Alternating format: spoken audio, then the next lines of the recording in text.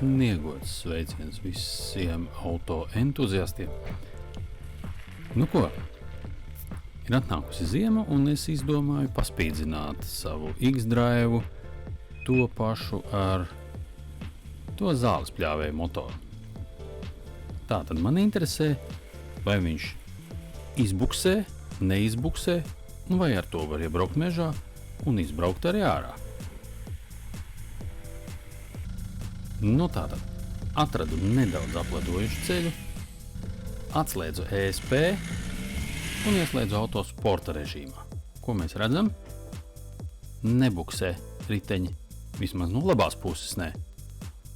Paskatīsimies no kreisās puses, kas notiek no kreisās puses. Tieši tas pats tagad arī palēninājumā. Var labi redzēt, ka faktiski riteņi griežās vienā ātrumā. Nu ko, jābrauc no kalniņa lejā, kaut kur dziļāk mežā. Varbūt, ka tur jāmēģina apgriezties un braukt atpakaļ kalnā augšā, varbūt, ka nemaz netiks līdz kalnam un varēs iet pēc traktora.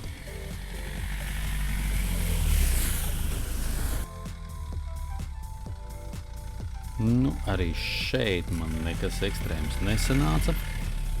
Augšā no meža kalniņā braucu īpaši lēni un prātīgi.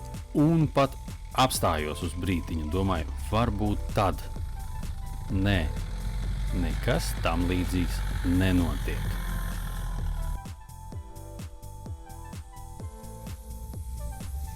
Un nekādas šausmīgas sānslīdes pazīmes arī nenotiek braucot pa parastu tā kā ceļu.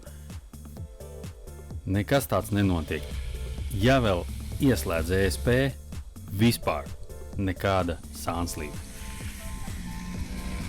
Secinājums. Auto ir ļoti stabils. Arī uz apledojuša ceļa, arī pa sniegu.